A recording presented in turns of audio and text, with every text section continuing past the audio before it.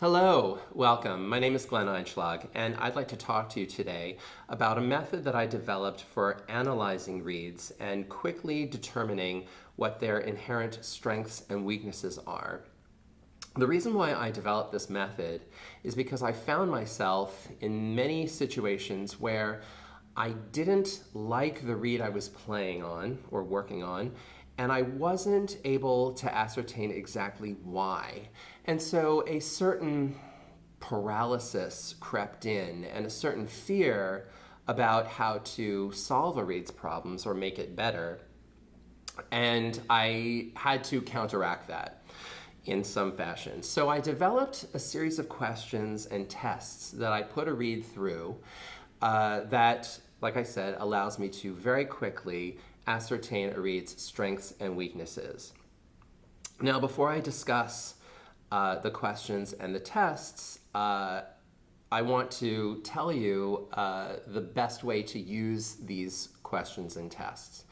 First of all, when you ask yourself these questions and when you put the reed through these tests, what you're doing is you're trying to determine either A, what can be done to improve a reed, B, whether a reed can or should be improved upon, or C, whether a reed should either remain as it is and what would be its best use, meaning keep the reed as it is and determine what context it would be best suited for.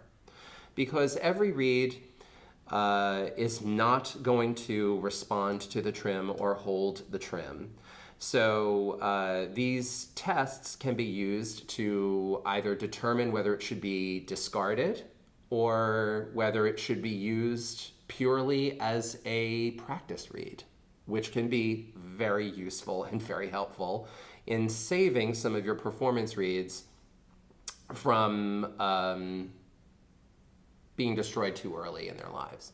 So with that being said, I'd like to talk about what these questions are and what these tests are. So I'm going to take a reed of mine and describe to you what the tests are, and there's really no particular order that they go in. This is just the order that I work with, so you're free to change the order as you see fit. But I would advise that before you make any decisions about what to do to a reed to improve it or whether to discard it, you go through all of the questions because many are interrelated and the solutions for one could be different based on the answer to another question. Okay, so the first question that I ask of a reed is the tip opening too open or too closed? And the way I determine the answer to this question is by playing a B-flat major scale in the Herzberg fashion on his first scale degree. So that will be all notes staccato from low B-flat to high C and back down, like this.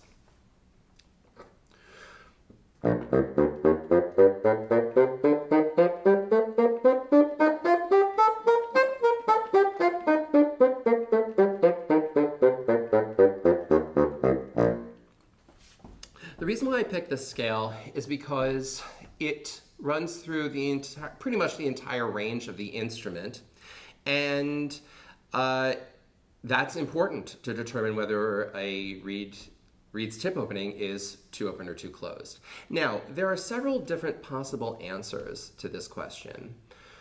One is that the tip opening is too open. Another is that the tip opening is too closed. A third is that the tip opening is exactly as you would like it. And the fourth is that you're not sure whether it's too open or too closed. Okay? If that's the case, my recommendation is to keep doing this test until you have an idea of whether it's too open, too closed, or whether it's just as you like it. Okay? So that's the first test. The second test tests whether the reed is responding or tapering effectively. Now, the way I test that is I play a D natural, the one in the bass clef staff that begins the Marriage of Figaro overture, as softly as I possibly can on this reed.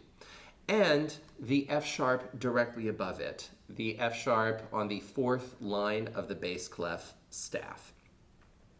I find that these notes are very challenging to play softly, and they're two pivotal notes in one of the most important orchestral excerpts on the bassoon. So I feel it's very, very, very important to be able to play them very softly and in tune. I use a tuner for this test because I feel that a reed has to not only respond, but it has to respond and taper in tune. One side note is that while you are doing these tests, I think it's very advisable to play in a very comfortable, natural manner and let the reed stand on its own. Because obviously, we can manipulate our embouchure, our tongue position, our breath support to force a reed to conform to many different playing positions, playing situations that we need. But it's important to let the reed stand on its own and try to avoid having to work harder than we would like.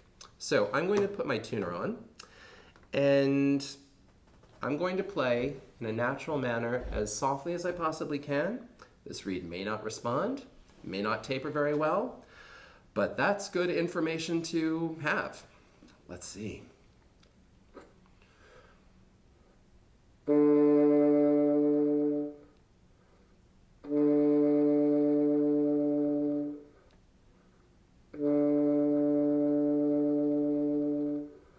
Okay. The response is not that terrible, but it is not tapering very well. And it's relatively in tune, but I think I can say that the response and taper can be improved upon. Let's see what F sharp is doing.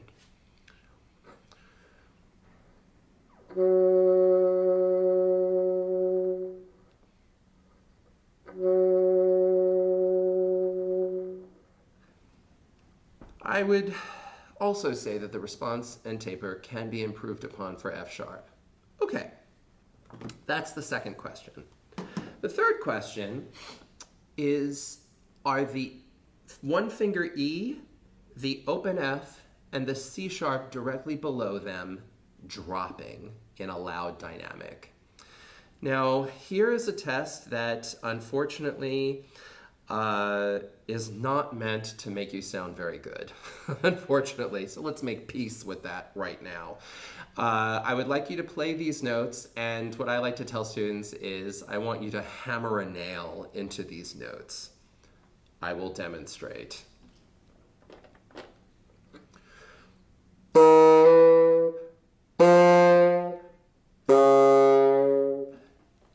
Okay. As we can determine, the E natural is sinking quite a lot, okay? Don't be afraid of that. That, like I said, that is very important information to have. So that's the third question, is the E, F, or C sharp dropping? The fourth question is the reed too sharp or too flat?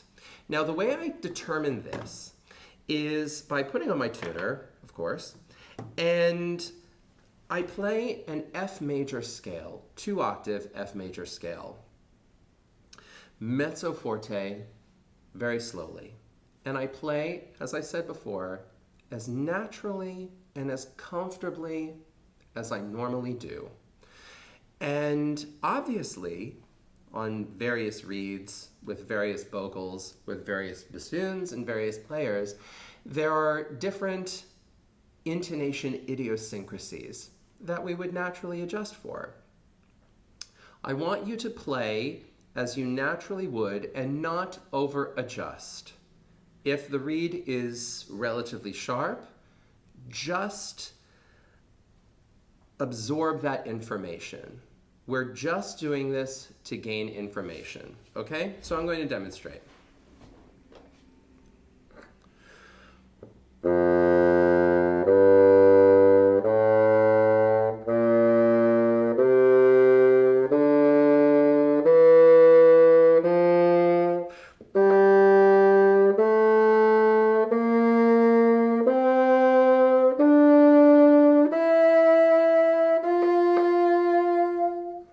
Now, what I've observed is that generally speaking, this reed is pretty flat, okay? Almost all of the notes, it was under 440.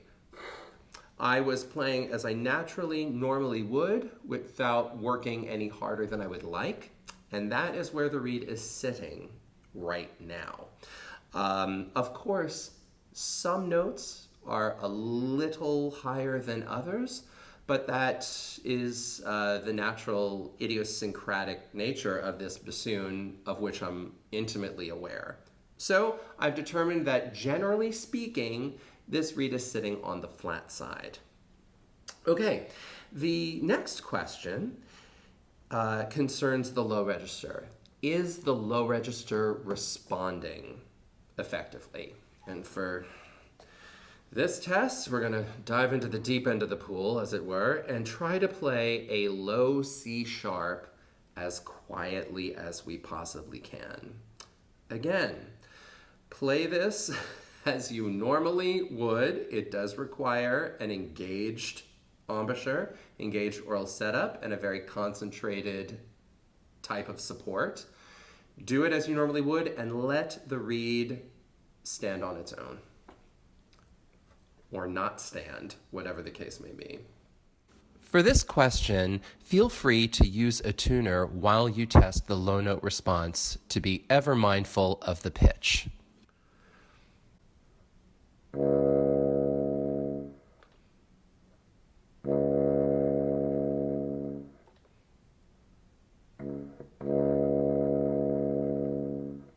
Okay, so as we've all observed, the reed, I would say, is not that bad with the low register. Of course, there was a point where it stopped responding, and it's important to know where that point is, but I would say it's not that bad. The next question revolves around the extreme high register, and the question is the reed closing up in the high register? Okay, and for this test, I play a high A, high B, and high C sharp forte, very loud, to see if the reed is closing up. I'll demonstrate.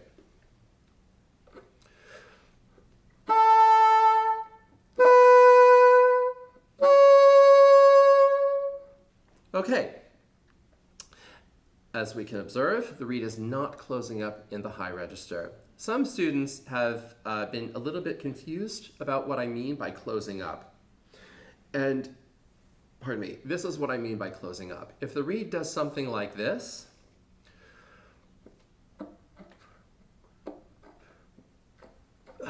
like that, if the normal amount of embouchure engagement in that high register forces the reed to actually close up and not vibrate, that's a problem. That's a very big problem for that register, okay? So I would say that this reed is not closing up in the high register. Okay, good information to have. The next two questions require a little bit of explanation. The last two questions are, is the reed stuffy or is the reed wild? Now, take the first one. Is the reed stuffy? By stuffy, I mean, is the reed not vibrating enough?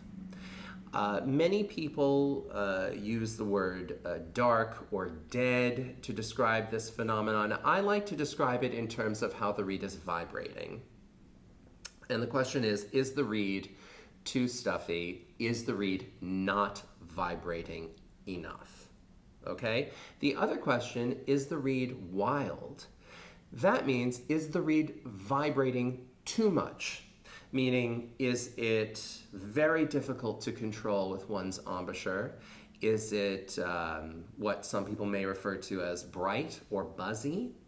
Again, I prefer to describe it in terms of how the reed is vibrating.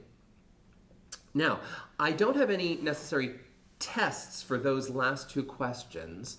I believe they are easily answered by playing any passage of music that you have or by reflecting on the previous 6 questions. Now, final word about these questions. You may or may not have noticed up till now that not one of these 8 questions concerns tone quality or quality of sound. And there's a very, very, very distinct reason for that.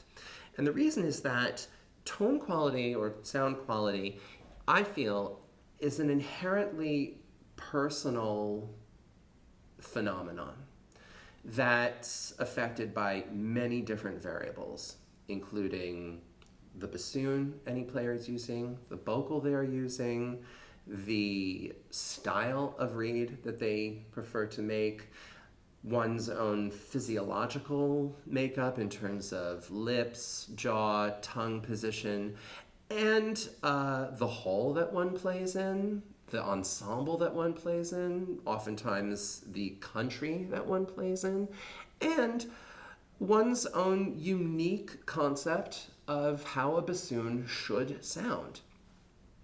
Therefore, because I feel that tone quality is such an individual, and should be an individually unique phenomenon, I don't want to have any question or test concern that. Rather, I want all of these questions to concern themselves with what a reed is able or not able to do. Because regardless of anybody's particular unique bassoon sound, it is a non-negotiable fact that your reed must be able to respond and taper. Your reed must be able to play with good intonation. If you're playing Tchaikovsky's 6th Symphony, your reed must be able to respond in the low register. If you are playing Stravinsky's Rite of Spring, your reed must not close up in the high register. Okay? So, for those very reasons, I feel that I wanted to craft these questions to ascertain what a reed was or was not able to do, rather than its individual tone quality. I firmly believe that if you have a reed with your ideal sound, yet it doesn't respond effectively, it is useless to you. If you have a reed with the tone of life, yet it is out of tune, it is useless to you. So, now that I've presented the 8 questions, let's review. First question, is the reed too open or too closed? And the test is playing the B flat major Herzberg scale, all staccato from low B flat to high C and down. Second question, is the reed responding or tapering effectively? And you would use the D and F sharp within the Marriage of Figaro overture excerpt, played as softly as you can. The third question, are the E, F, and C sharp dropping? And you would play those notes, I'm talking single finger E, open F, and the C sharp directly below them, quite loudly to determine whether the pitch is dropping on any of them. The fourth question concerns itself with, is the reed generally too sharp or too flat? You would play a 2-octave F major scale, mezzo forte slowly with the tuner, and you would generally obtain information regarding its general pitch, okay? Then the fifth question, is the low register responding effectively? You would play a low C sharp as softly as you possibly can. And then the sixth question is the reed closing up in the high register. You would play a high A, B, and C sharp very loudly to determine whether the tip of the reed was actually closing up. Okay? Then the seventh question is the reed too stuffy or not vibrating enough. And the eighth question is the reed too wild or vibrating too much. In this next segment, I'm going to take several reeds and take you through all of the questions, and we will determine together whether the reed can be improved upon or should be improved upon, and or what a reed's the best use would be for that reed.